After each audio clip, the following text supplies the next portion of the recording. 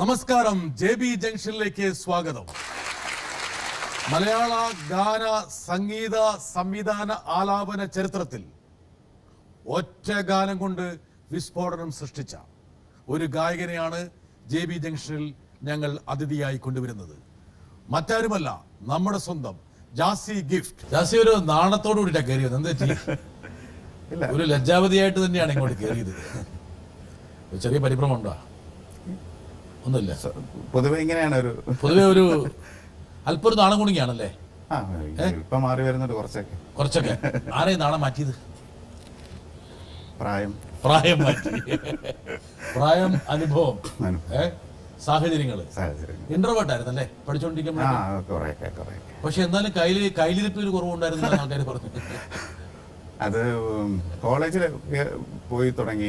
യുവേനോസിലായിരുന്നു pre degree. അത് കഴിഞ്ഞിട്ട് university കോളേജിൽ എത്തിയപ്പോൾ അതിൻ്റെതായിട്ടുള്ള ഒരു പ്ലാറ്റ്ഫോം കിട്ടി. അങ്ങനെ കുറച്ചൊക്കെ. അപ്പം മാറിവാനിയസ് വരെ വളരെ ഒതുങ്ങി ജീവിച്ചിരുന്ന ജാസി ഗിഫ്റ്റ് യൂണിവേഴ്സിറ്റി കോളേജിന്റെ വളരെ വിശാലമായ ക്യാമ്പസിലേക്ക് എത്തിയപ്പോഴേക്കും സ്വഭാവത്തിൽ ഒരുപാട് രൂപവിരണം വന്നു അല്ലേ? ഒത്തിരി പേരെ പരിചയപ്പെടാൻ പറ്റി. കുറേ ഫ്രണ്ട്ഷിപ്പ് ഉണ്ടായി പല ഭാഗങ്ങളിൽ നിന്നും. പിന്നെ ആ ക്യാമ്പസിന് അങ്ങനെ ഒരു ഹോംലി അറ്റ്മോസ്ഫിയർ ആണല്ലോ. നമുക്ക് ഇഷ്ടമുള്ള സമയത്ത് ഇഷ്ടമുള്ള കാര്യം ചെയ്യാം. ഇഷ്ടമുള്ള സമയത്ത് നമുക്ക് പോകാം. രാവിലെ ഒരു 7 o'clock അവിടെ ഡോർ ഓപ്പൺ ആയിരിക്കും. രാത്രി പോകണമെന്നില്ല. രാത്രി അവിടെ നമുക്ക് സ്റ്റേ ചെയ്യാം. നമുക്ക് അങ്ങനത്തെ ഈ കോമ്പറ്റീഷനൊക്കെ സമയത്തൊക്കെ അങ്ങനെ ഉണ്ടായിട്ടുണ്ട്. വളരെ ഫ്ലെക്സിബിൾ ആയ ഒരു ക്യാമ്പസ് ആയിരുന്നു. വളരെ നോക്കട്ടെ ജാസി, നമ്മള് കോളേജിൽ പഠിക്കുന്ന സമയത്ത് എനിക്ക് തോന്നുന്നു ഇംഗ്ലീഷ് പാട്ട് നല്ലപോലെ പാടാൻ അറിയാവുന്ന ചുരുക്ക ആളുകളിൽ ഒരാളായിരുന്നു ജാസി. അപ്പോൾ ജാസി എപ്പോൾ സ്റ്റേജിൽ പാടാൻ കയറിയാലും ഞങ്ങൾ ജാസിയെ കൊണ്ട് ബഫല്ലോ സോൾജേഴ്സ് എന്ന പാട്ട് പാടിക്കും, ബോബ് മാർലിയുടെ. അപ്പോൾ എനിക്ക് തോന്നുന്നല്ല, ജാസിയുടെ റിംഗ് ടോണ് ഇപ്പോഴും ബഫല്ലോ സോൾജേഴ്സ് തന്നെയാണ്. അപ്പോൾ ആ പാട്ട് പ്രേക്ഷകർക്ക് വേണ്ടി ഒന്ന് പാടണം.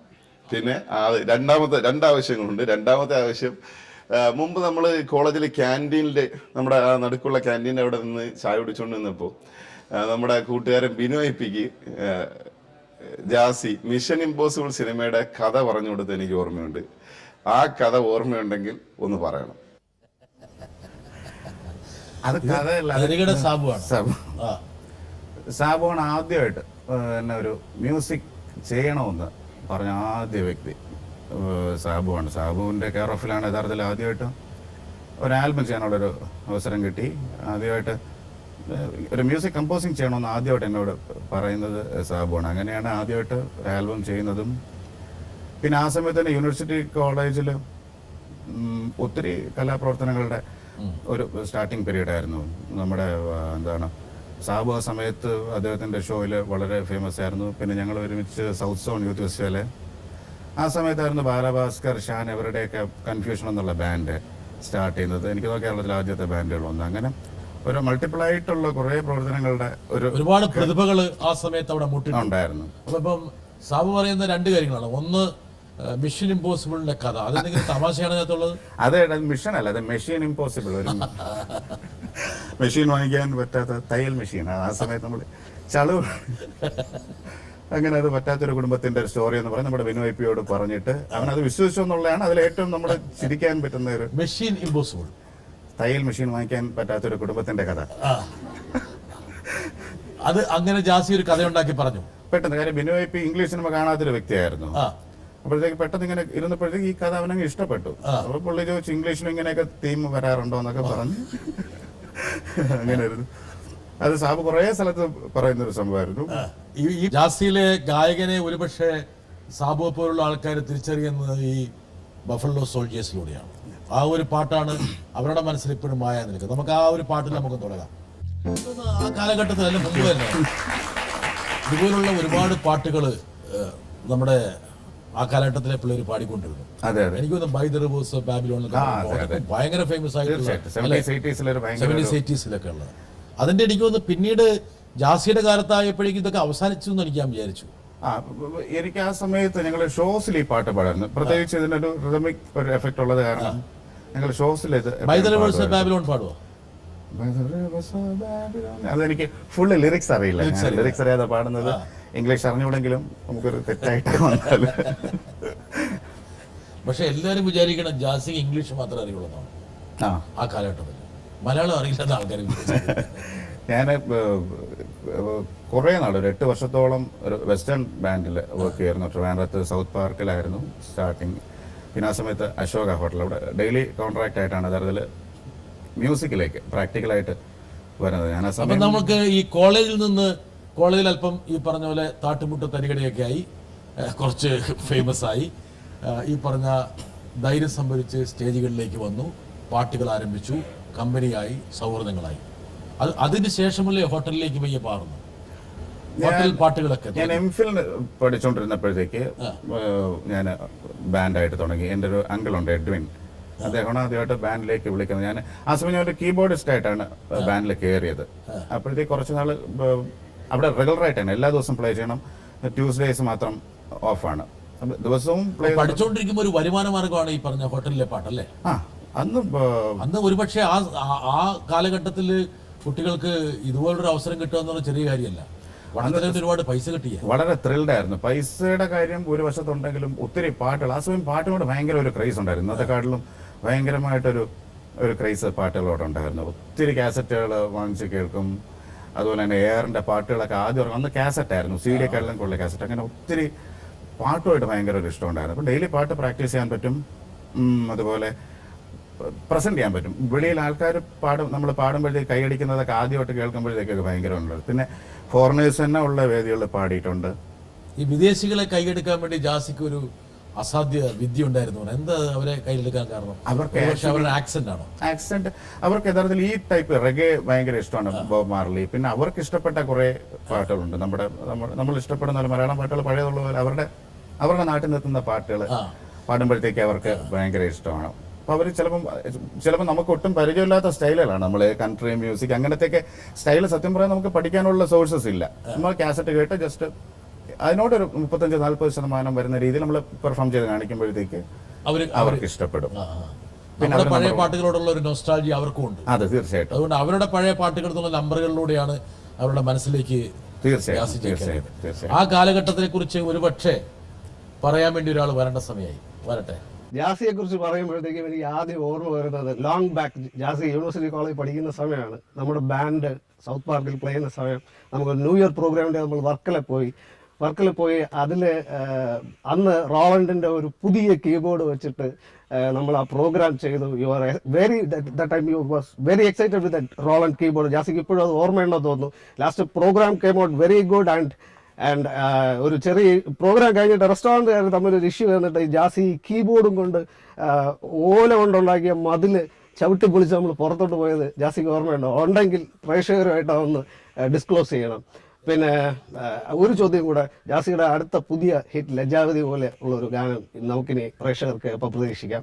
പിന്നെ one more request from my heart, പ്രേക്ഷകർക്കും നമുക്ക് എല്ലാവർക്കും കൂടെ വേണ്ടി ജാസിയുടെ അന്നത്തെ ആ ക്രൗഡ് പുള്ളിങ് നമ്പർ, ജാസിയുടെ മാസ്റ്റർ പീസ്, അത് എനിക്കും പ്രേക്ഷകർക്കും വേണ്ടി ഒരു 4 വരി പാടണം. ആ English song, you might know that song, you were a crowd puller and all the best Jassie. Excited ആയിരിക്കുകയാണ്. അത് യഥാർത്ഥത്തിൽ ഞങ്ങൾ ന്യൂ ഇയർ ഷോ ആയിരുന്നു, ആദ്യത്തെ ന്യൂ ഇയർ ഷോ ഞങ്ങൾ വർക്കല. അപ്പൊ എടുത്തോണ്ട് ഓടിയ സാധാരണ ന്യൂ ഇയർ ഷോയുടെ അവസാനം അടിയുണ്ടായി. ബഹുമാനപ്പെട്ട ന്യൂ ഇയർ ഷോയിലെല്ലാം അടി ഉണ്ടാവും ഏതാണ്ട്. അങ്ങനെ അത് രക്ഷപ്പെടാൻ വേണ്ടിയുള്ള സംഭവമായിരുന്നു. ആ സമയത്ത് കീബോർഡ് പ്ലേ ചെയ്യുന്നത് മാത്രമല്ല, നമ്മുടെ കെയർ ഓഫിലാണല്ലോ കീബോർഡ് വരുന്നത്, റെന്റിനാണ്. അപ്പൊ നമ്മൾ എടുത്തോണ്ട് ഓടിയെന്നുള്ള സംഭവമാണ്. അദ്ദേഹം അടികിട്ടി കാര്യം പുള്ളി പറഞ്ഞിട്ടില്ല. അത് വിട്ട് കളഞ്ഞു. അടി ടെക്നിക്കലി എടുത്തോണ്ട് ഓടിയെന്നുള്ളതാണ് അതിന്റെ ഒരു ശരിയായ ഒരു രസം. ഇദ്ദേഹം ഷാനി ചേട്ടനായിരുന്നു ആദ്യം ഞങ്ങളുടെ ബാൻഡിലെ സിംഗർ. അദ്ദേഹത്തിന് യുമൈനസ് കോളേജ് ബേസ്ഡ് ആയിട്ടൊരു ബാൻഡ് ഉണ്ടായിരുന്നു. അതുകഴിഞ്ഞ് ഞങ്ങൾ എല്ലാവരും ഒരുമിച്ച് തന്നെയാണ് വർക്ക് ചെയ്തത്. അപ്പോൾ ന്യൂ ഇയർ ഷോ അദ്ദേഹം ഉള്ള സമയത്താണ്. അപ്പം എനിക്ക് തോന്നുന്നു ഇദ്ദേഹം പറഞ്ഞ പാട്ട് സ്വെറ്റ് എന്ന് പറഞ്ഞ ഒരു പാട്ടുണ്ട്. ഇതുകൊണ്ടാണ് അവിടെ ഇത് പാടി അവിടെ താർത്തു എന്നാണ് അദ്ദേഹം പറയുന്നത്. ഇത് സത്യം പറഞ്ഞാൽ നമ്മുടെ ഒരു മോസ്റ്റ് ഫേമസ് ആയിട്ടൊരു പാട്ടായിരുന്നു ആ സമയത്ത്. ഇത് നല്ല റിതമിക്കായിട്ട് പാടുമ്പോഴത്തേക്ക് ഡാൻസിനുള്ള ഒരു സപ്പോർട്ട് ഉണ്ടായിരുന്നു. അതുപോലെ കോളേജിലും ഈ പാട്ട് പിന്നെ ഈ പാട്ട് ഇതിനകത്തൂടെ തന്നെ നമ്മൾ കോളേജിൽ പ്ലേ ചെയ്യുമ്പോഴത്തെ ഇതിന്റെ കൂടെ തന്നെ നമ്മൾ അവർക്ക് പരിചയമുള്ള ഹിന്ദി പാട്ടൊക്കെ ഒന്ന് മിക്സ് ചെയ്ത് ഒരു ഷോണിൽ ഇങ്ങനെ, അപ്പൊ അവർക്കും കുറച്ചൊന്ന് എക്സൈറ്റഡ് ആകും. ആ സമയത്ത് പാപ്പാ കേത്തെ ഭയങ്കര ഫേമസ് ആയിരുന്നു. അപ്പൊ അത് ജസ്റ്റ് പാപ്പാ കേത്തെ അപ്പൊ ഇതിന്റെ കൂടെ തന്നെ അങ്ങ് മിക്സ് ചെയ്ത് അങ്ങ് പോകും. അപ്പൊ പെട്ടെന്ന് ഇംഗ്ലീഷ് കേട്ടോണ്ടിരിക്കുന്നവർക്ക് ഒരു എക്സൈറ്റ്മെന്റ് ആകും. പിന്നെ അങ്ങോട്ടും ഇങ്ങോട്ടും മാറി. ആക്ച്വലി ലജ്ജാവതിയുടെയൊക്കെ എനിക്ക് തോന്നുന്നു ആദ്യത്തെ നമ്മുടെ ഒരു പരീക്ഷണ ഇങ്ങനെയുള്ള ന്യൂ ഇയർ പാട്ടുകളായിരുന്നു. പല പാട്ടുകളോടെ മിക്സ് ചെയ്ത് ഒരു കോക്ടെയിൽ അല്ലേ? കോക്ടെയിലായിട്ട് ഏതാണ്ട് നമുക്ക് അറിയാന്നുള്ള ഒന്ന് രണ്ട് സ്റ്റൈൽ. ഞാൻ ജാസിക്ക് പരിചയമുള്ള ഒരു വാക്കൊക്കെ പറഞ്ഞു തരുന്നത് പാട്ടിലൊരു കോക്ടെയിൽ അന്ന് പരീക്ഷിച്ചിരുന്നു അന്നുണ്ടായിരുന്നു അല്ലേ? അതെ, അത് വളരെ എഫക്റ്റീവായി. പ്രത്യേകിച്ച് ഓഡിയൻസിന് റെസ്പോൺസ് കിട്ടാൻ വേണ്ടിയായിരുന്നു കൂടുതലും. അങ്ങനെ അത് വലിയ പോസിറ്റീവ് ഒരു എഫക്റ്റ് ആയിട്ട് വന്നു. കോളേജ്, അതുപോലെ തന്നെ ഈ പറഞ്ഞ ഹോട്ടൽസ്, ന്യൂ ഇയർ പാർട്ടികൾ, അവിടെയുള്ള എല്ലാ ഒത്തുചേരലുകൾ, ഇവിടെയൊക്കെ ജാസി ഒരു അവിഭാജ്യ ഘടകമായി മാറി. വളരെ പ്രധാനപ്പെട്ട ഒരു ഘടകമാണ്. ചില ആൾക്കാർക്ക് സന്തോഷം കമ്പനി കൂടിക്കഴിഞ്ഞാൽ ജാസിയുടെ ഒരു പാട്ടുണ്ടാവും എല്ലാവരും പറയുന്നു. ആ സ്വഭാവം ഇപ്പോഴും ഉണ്ടോ? കമ്പനി കൂടുമ്പോഴത്തേക്ക് കൂടുതലും പാട്ടുകളാണ് പ്ലേ ചെയ്യുന്നത്. അത് ഒത്തിരി ടൈപ്പ് പാട്ടുകൾ കേൾക്കും.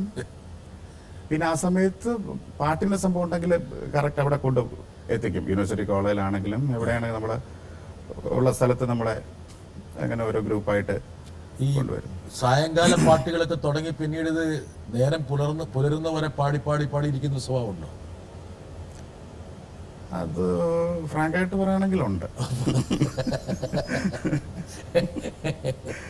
ഇനി ഫ്രാങ്കായിട്ട് അല്ലാതെ പറയുന്നെങ്കിൽ പോലും ഉണ്ട്, അത് വാസ്തവമാണ്. പാട്ടുപാടി ഇരിക്കുന്ന ഒരു സ്വഭാവമാണ്. പാട്ടിൽ മതി മറന്നു പോകും. പാട്ട് മാത്രം പോരല്ലോ അങ്ങനെ മതി മറക്കാൻ. പാട്ടിന്റെ കൂടെ ഇൻസ്ട്രുമെന്റ്സ് വേണം. പിന്നെ തൊട്ട് നിൽക്കാൻ അച്ചാർ.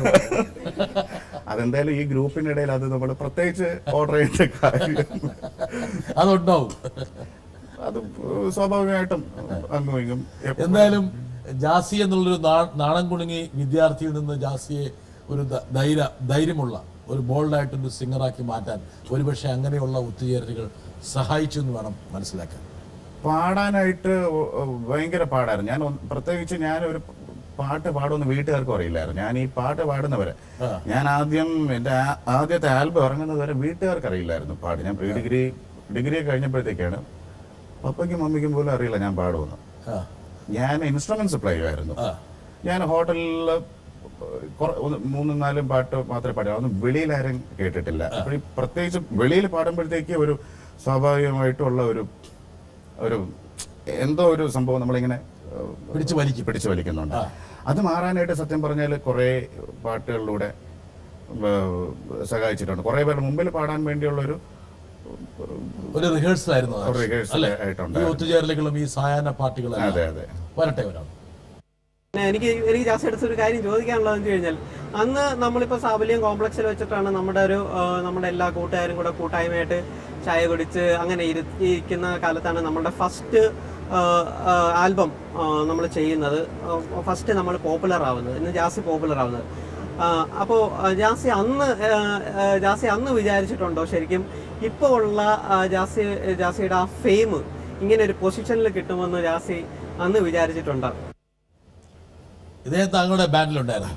ഇദ്ദേഹമാണ് എൻ്റെ ആദ്യത്തെ ഡയറക്ടർ. ഞാൻ ആദ്യത്തെ ആൽബം ഡയറക്ട് ചെയ്തത് തനു ബാലക്കാണ്.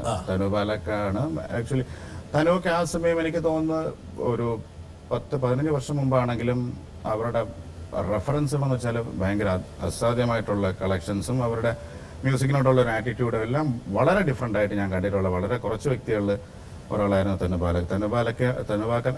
തനുബാലക്കാണ് ആദ്യമായിട്ട് എൻ്റെ ആൽബം ഡയറക്ട് ചെയ്തത്. ഡ്രീം ഗേൾ എന്നുള്ളൊരു ആൽബം.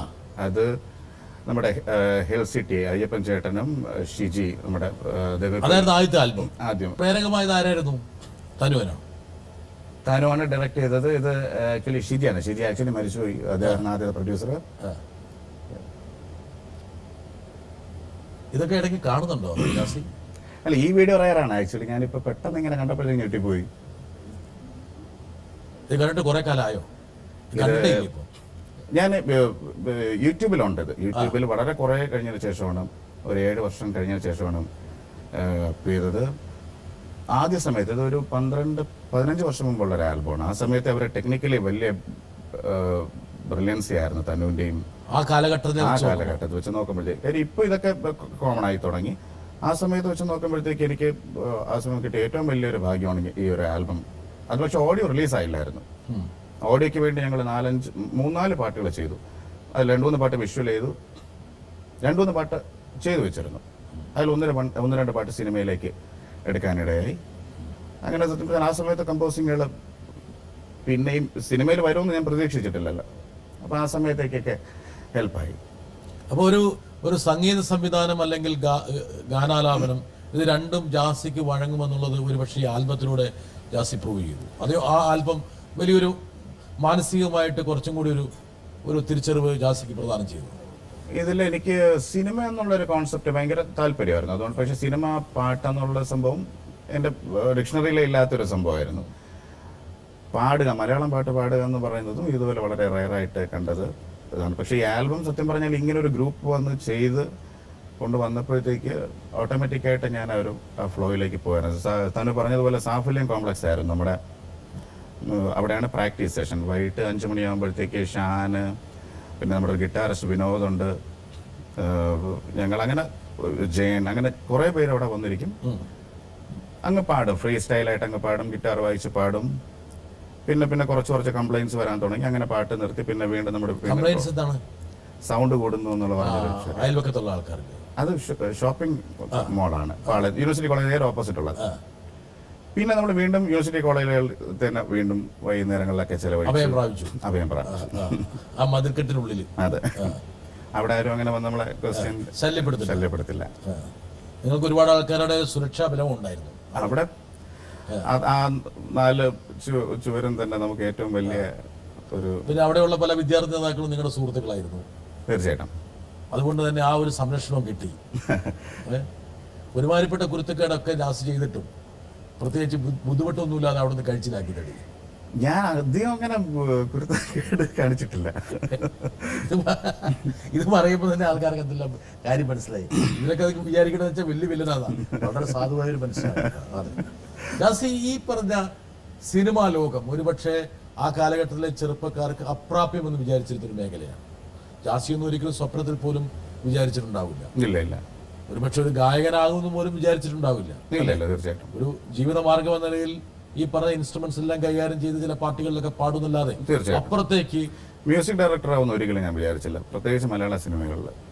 കാര്യം ആ സമയത്ത് ഒരു വളരെ കൺവെൻഷനലായിരുന്നു. പിന്നെ സിനിമയിൽ എത്താനുള്ളൊരു പാട് ഇന്നത്തെക്കാട്ടിലും വളരെ പ്രോബ്ലം ആയിരുന്നു. കാര്യം ഓഡിയോ കാസറ്റ്, ഓഡിയോ കമ്പനികൾ, അവരുടെ റെക്കമെൻഡേഷൻ, അവരുടെ കുറേ സംഭവങ്ങൾ. എനിക്ക് തോന്നുന്ന ജയരാജ് സാറിന്റെ ഒരു സംഭവം തന്നെയാണ് അവിടെയും.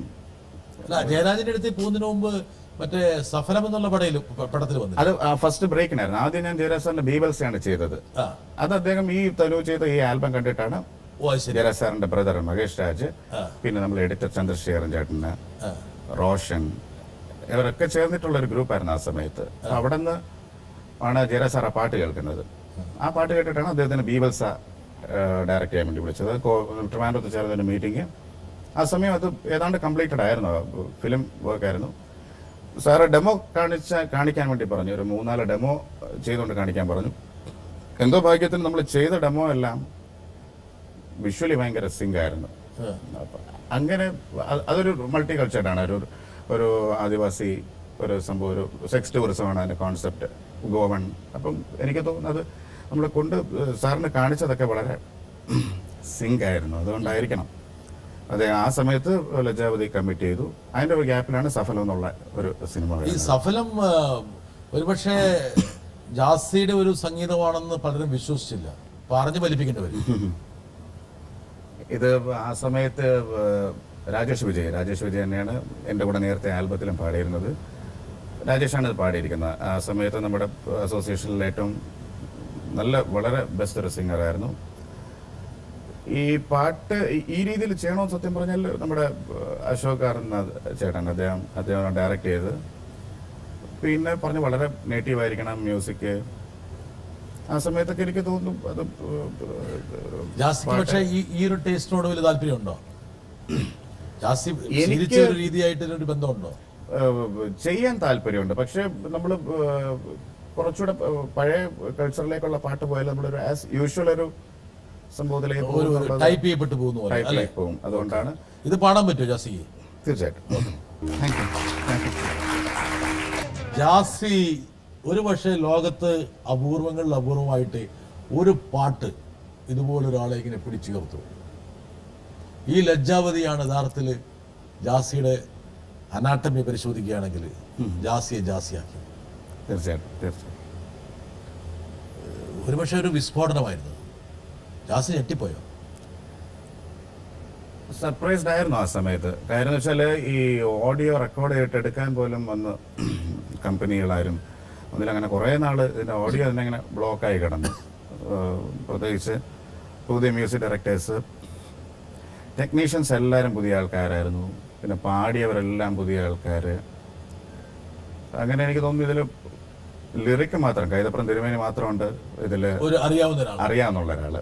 വെളിയിൽ നിന്ന് പിന്നെ ഉണ്ണിമേനോൻ ചേട്ടനൊരു ചെറിയൊരു ഫില്ലർ സോങ് പോലൊരു സംഭവം പാടിയിട്ടുണ്ട്. അതല്ലാതെ ആൽബം ഫുള്ള് പുതിയ ആൾക്കാരായിരുന്നു. അങ്ങനെ സത്യം പറഞ്ഞാൽ നമുക്കും ഒരു ഭയം ഉണ്ടായിരുന്നു, ഇത് വെളിയിൽ ആരെങ്കിലും വാങ്ങിക്കുമോ അങ്ങനത്തെ ഒരു പേടി ഉണ്ടായിരുന്നു. പിന്നെ ആ സമയം പേടിയില്ല. ജയരാജ് സാർ എന്നുള്ള വ്യക്തി ഫ്രണ്ടിലുള്ളത് കാരണം കാര്യം അതിന് തൊട്ടുമുമ്പിൽ അദ്ദേഹത്തിൻ്റെ ദേശാടനം ഇതുപോലെ എത്രയോ ലക്ഷം കോപ്പികൾ വിറ്റതാണ്. അപ്പോഴത്തേക്ക് ഒരു മിനിമം ഒരു ഗ്യാരണ്ടി സാറിൻ്റെ ഓഡിയോ തന്നെ ഉണ്ട്. അദ്ദേഹത്തിൻ്റെ പാട്ടുകൾ ഇപ്പോൾ ജോണി വാക്കർ ആണെങ്കിലും ദേശാടനം അല്ലെങ്കിൽ കളിയാട്ടം ഏതൊക്കെ എല്ലാ പടത്തിൻ്റെയും പാട്ടുകൾ ശ്രദ്ധിക്കപ്പെടും. അപ്പോഴേ ഇത് പാട്ട് ശ്രദ്ധിക്കപ്പെടും. ഇത് കൺസീവ് ചെയ്തപ്പോൾ ഇതിങ്ങനെ ഈ രീതിയിലുള്ള ഒരു കുത്തൊഴുക്ക് ഉണ്ടാകുമെന്നും ഇത് വേറെ തലത്തിലേക്ക് ഉയരുമെന്നൊക്കെ ജാസ് ചിന്തിച്ചിരുന്നു. അതെയോ ഒരു പക്ഷേ ഇത് പിന്തള്ളപ്പെട്ടു പോകുന്ന മറ്റൊരു പാട്ടായിട്ട് മാത്രമാണോ ജാസ് ചിന്തിച്ചത്? പാട്ട് ഭയങ്കരമായിട്ട് ഹിറ്റാവുമെന്ന് പ്രതീക്ഷിച്ചിട്ടില്ല. ഒരു മിനിമം ഒരു ലെവലിൽ പോകുമെന്ന് ഉണ്ടായിരുന്നു. ആ സമയത്ത് തന്നെ ഭരത് എന്നോട് ആദ്യം റെക്കോർഡിങ് കഴിഞ്ഞപ്പോഴത്തേക്ക് ഭരതാണ് ആദ്യമായിട്ട് പറയുന്നത് ഇങ്ങനെ തമിഴ് പടങ്ങൾ ചെയ്യണമെന്ന്. അപ്പോഴതൊക്കെ എനിക്ക് ഭയങ്കര അത്ഭുതമായിരുന്നു. മലയാളം പോലും ചെയ്തു തുടങ്ങിയില്ല ശേഷമായിട്ട്. അപ്പോഴങ്ങനെ ഒരു എന്തോ ഒരു വൈബ്രേഷൻ അവർ പാട്ട് കേൾക്കുമ്പോഴത്തേക്കുണ്ടെന്ന് തോന്നി. അതുപോലെ തന്നെ ആ സമയത്ത് ആദ്യം പാട്ട് റെക്കോർഡ് ചെയ്യാനായിട്ട് അദ്നാൻ സ്വാമി പിന്നെ കാർത്തിക്കിൻ്റെ അടുത്ത് പോയി. കാർത്തിക് ആക്ച്വലി 2 പാട്ട് റെക്കോർഡ് ചെയ്യുമ്പോൾ കാർത്തിക് കുറച്ചൊക്കെ റെക്കോർഡ് ചെയ്തു. 2 പാട്ട് ആദ്യം കുറച്ച് റെക്കോർഡ് ചെയ്തു. അതിനുശേഷം ഡെമോ ഷൂട്ടിന് പോയി. അങ്ങനെയാണ് സെറ്റിൽ കേട്ടിട്ട് cameraman R D Rajasekhar sir, പിന്നെ ഇത് എഡിറ്റ് ചെയ്ത ആന്റണി, അദ്ദേഹമാണ് അവരാണ് ആക്ച്വലി ഇത് കറക്റ്റ് വീണ്ടും ഒന്ന് ഫ്രഷ് ആക്കി എടുത്ത് അങ്ങ് അടിക്കുക എന്നുള്ള ഒരു തീരുമാനത്തിലേക്ക് വന്നത്. ഇപ്പോൾ സാഹിത്യത്തിലൊക്കെ മോഡേണിസം പോസ്റ്റ് മോഡേണിസം വരുന്നത് പോലെ ഒരുപക്ഷെ ജാസിയിലൂടെ ഒരു പോസ്റ്റ് മോഡേണിസ്റ്റ് ബ്രാഞ്ച് സംഗീതത്തിൽ ആരംഭിച്ചു. ജയരാജ് ജാസിയുടെ ശബ്ദം കേട്ടിരുന്നത് പറഞ്ഞു എല്ലാ പാട്ടും പാടുമെന്ന് പറഞ്ഞു അദ്ദേഹം. ഞാൻ 1-2 റെക്കോർഡിങ് കഴിഞ്ഞപ്പോഴത്തേക്ക് അദ്ദേഹം ഉപദേശിച്ചൊരു സംഭവം എന്ന് വെച്ചാൽ നമുക്ക് കൂടുതലും നമുക്ക് പറ്റുന്ന രീതിയിലുള്ള വളരെ ഒരു റിഫൈൻഡ് അല്ലാത്ത ടൈപ്പ് മ്യൂസിക് എല്ലാം എല്ലാ പാട്ടും പാടാൻ ട്രൈ ചെയ്യാതിരിക്കാൻ നല്ലതായിരിക്കും. പിന്നെ നമ്മുടെ സ്റ്റൈലുകൾ നമ്മൾ ചെയ്തു വരുമ്പോഴത്തേക്കുള്ള റെപ്പിറ്റേഷൻ സ്വഭാവം ഒഴിവാക്കി. ഇതൊക്കെ ജയരാജ് സാർ ആദ്യമേ പറഞ്ഞ സംഭവങ്ങളാണ്. പിന്നെ പാട്ട് ഞാൻ കമ്പോസ് ചെയ്യുന്നത് മാത്രം പാടുക എന്നുള്ളൊരു കോൺസെപ്റ്റ് അദ്ദേഹം മാത്രമല്ല ഈ പാട്ട് കമ്പോസ് ചെയ്ത് ജാസി തന്നെ പാടണമെന്നുള്ള ഒരൊറ്റ നിർബന്ധം ജയരാജ് സാറിന്റെ തന്നെയായിരുന്നു. പാടി കേൾപ്പിച്ചതിന് ശേഷം പലരും ഇഷ്ടപ്പെടാൻ തുടങ്ങി. മൈക്കെടുക്ക് 11 വർഷം കഴിഞ്ഞിട്ടും ആ പാട്ട് ഇപ്പോഴും ഒരുപക്ഷെ പൂത്തുലഞ്ഞു നിൽക്കുകയാണ്. ഇവിടെ ഒരാൾ വരേണ്ട സമയമായിരിക്കുന്നു. ലെറ്റസ് സീ ആരാ നോക്കട്ടെ. മലയാള സിനിമയിൽ ജാസിയുടെ വരവ് ഒരു തരംഗമായിരുന്നു. മലയാള സിനിമയിൽ മാത്രമല്ല, തമിഴ്, കന്നഡ, തെലുങ്ക് എല്ലാ മേഖലയിലും ജാസി ഒരു സെൻസേഷണൽ ഹിറ്റായിരുന്നു. ഇന്നും തെലുങ്കിലും കന്നഡത്തിലും ജാസി ഏറ്റവും തിരക്കുള്ള സംഗീത സംവിധായകനാണ്. വളരെയധികം സന്തോഷമുണ്ട്. മലയാളത്തിൽ ഏറ്റവും വേറിട്ട ഒരു ശബ്ദവും അതുപോലെ തന്നെ നാടൻ അല്ലെങ്കിൽ ഫോക്കും വെസ്റ്റേണും കൂടെ ചേർത്തുള്ള ഒരു ഫ്യൂഷൻ രീതി മലയാളത്തിൽ പരീക്ഷിക്കുകയും അന്ന് ഒരുപാട് പേര് ഇഷ്ടപ്പെട്ടെങ്കിലും ഒരുപാട് വിമർശനങ്ങൾ ഉണ്ടായിട്ടുണ്ട്. പക്ഷേ ഇന്ന് 10 വർഷങ്ങൾക്ക് ശേഷം മലയാളത്തിൽ നോക്കുമ്പോൾ ഏറ്റവും കൂടുതൽ സെൻസേഷനായിട്ടുള്ള തൈക്കുടം ബ്രിഡ്ജ് ഉൾപ്പെടെയുള്ള എല്ലാ ആൾക്കാരും ജാസ് അനുകരിക്കുന്നതാണ് കാണുന്നത്. മലയാള സിനിമ അല്ലെങ്കിൽ മലയാളികൾ മുഴുവൻ ഫോക്കും വെസ്റ്റേണും ചേർന്നുള്ളൊരു മിക്സ് ഇന്ന് ഫോളോ ചെയ്യുമ്പോൾ ഞാൻ ജാസിയെക്കുറിച്ചാണ് ഓർക്കാറുള്ളത്. ജാസിക്ക് ഇതിനെപ്പറ്റി എന്താണ് പറയാനുള്ളത്?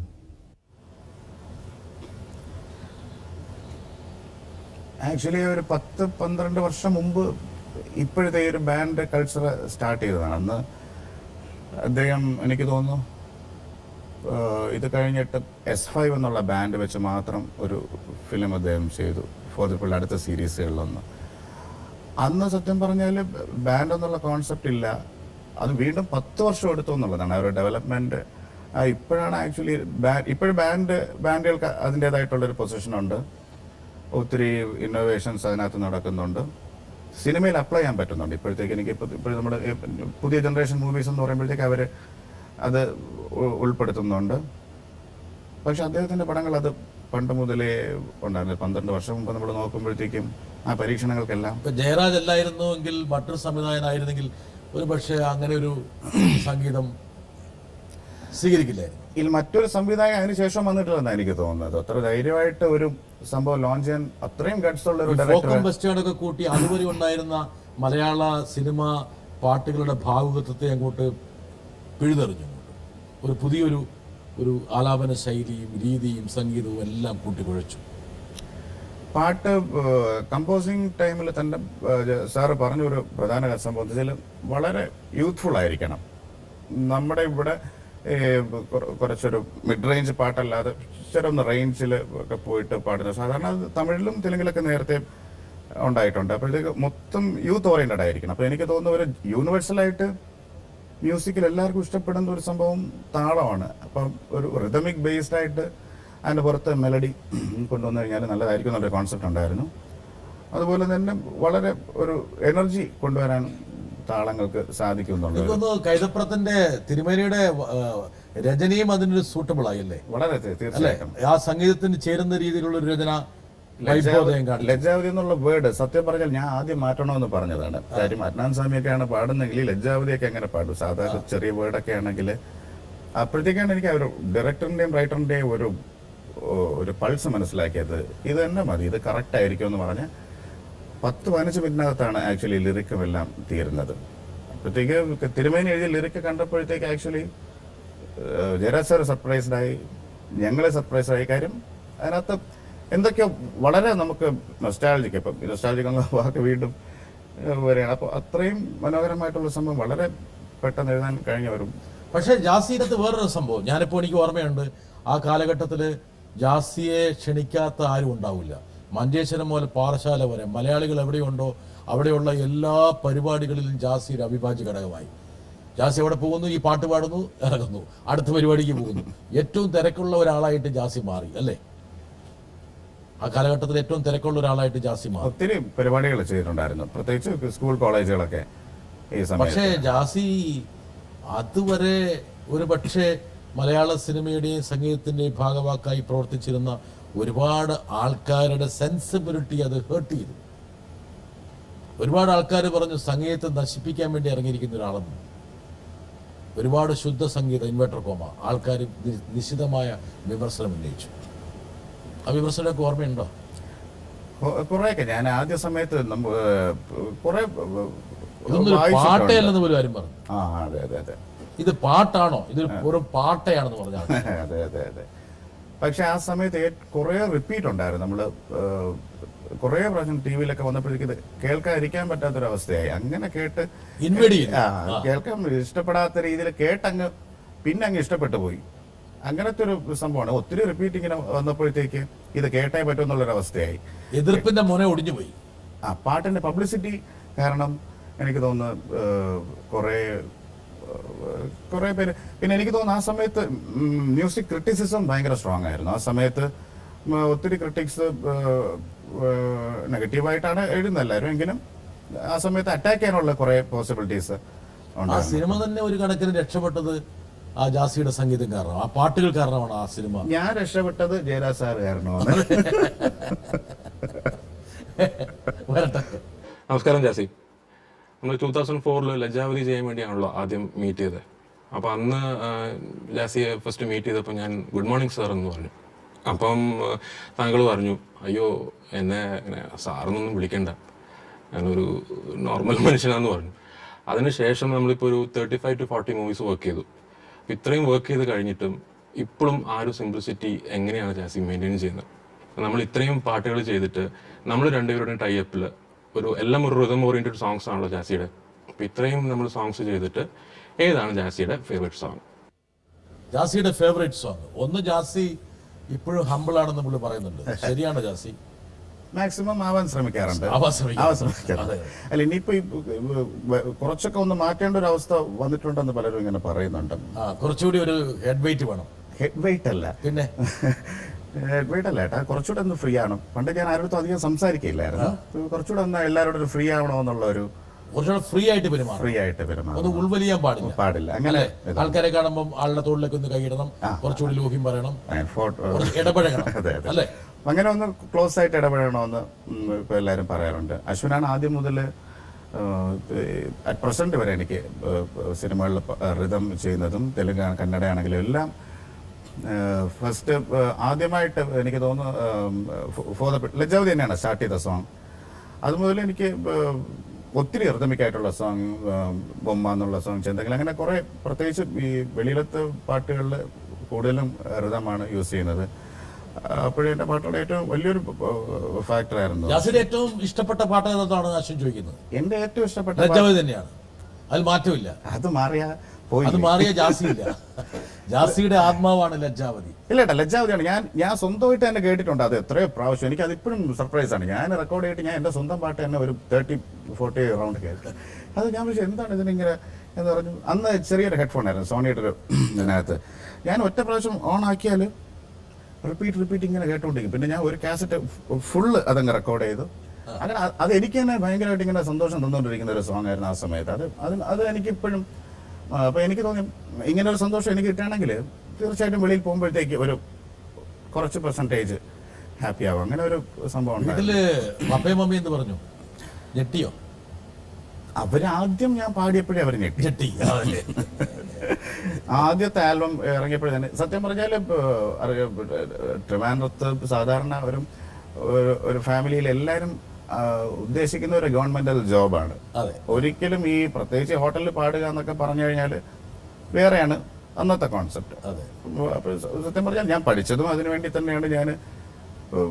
പക്ഷെ ഇത് കഴിഞ്ഞപ്പോഴത്തേക്ക് പെട്ടെന്ന് ആ സമയം എനിക്ക് തോന്നുന്നു ഈ ടെക്കി ഫീൽഡൊക്കെ വരുന്ന സംഭവമായിരുന്നു. ഗവൺമെന്റ് ജോബ് ഒരു ചെറിയ സ്പേസ് മാറി വരുന്ന സമയമായിരുന്നു. അപ്പോഴത്തേക്ക് നോക്കിയപ്പോഴത്തേക്ക് നമുക്ക് ആക്സസിബിലിറ്റി കിട്ടുന്ന ഒരേ ഒരു ഫീൽഡ് മ്യൂസിക്കാണ്. പക്ഷെ ഇന്നത്തെ പോലെ അധികം പോസിബിലിറ്റീസ് ഇല്ല. പക്ഷെ അതിലൊന്ന് സ്റ്റക്ക് ഓൺ ചെയ്യാൻ നല്ലതായിരിക്കും പേഴ്സണലായിട്ട് എൻ്റെ മനസ്സിലുണ്ടായിരുന്നു. ഇതും അല്ലാതെ എനിക്ക് സത്യം പറഞ്ഞാൽ സിനിമ ഭയങ്കര ക്രൈസ് ആയിരുന്നു. സിനിമയിൽ ഞാൻ എങ്ങനെയെങ്കിലും വരുമെന്ന് എനിക്കൊരു ഉറപ്പുണ്ടായിരുന്നു. ഇത് പാട്ടിലായിപ്പോയി. അതാണ് എനിക്ക് ഇപ്പോഴും ഫീൽ ചെയ്ത കാര്യം. ഞാൻ ആദ്യമേ സിനിമ സെമിനാറുകൾ എങ്ങനെ വരും നായകനായിട്ട് വരുന്ന വിചാരിച്ചു. ടെക്നിക്കൽ സൈഡ് ഒളിച്ചിരുന്നവർക്കായിരുന്നു. ഞാൻ ഒത്തിരി സിനിമ സെമിനാറുകൾ പങ്കെടുക്കുന്നുണ്ടായിരുന്നു. അങ്ങനെ സിനിമ ഒരു ക്രൈസ്.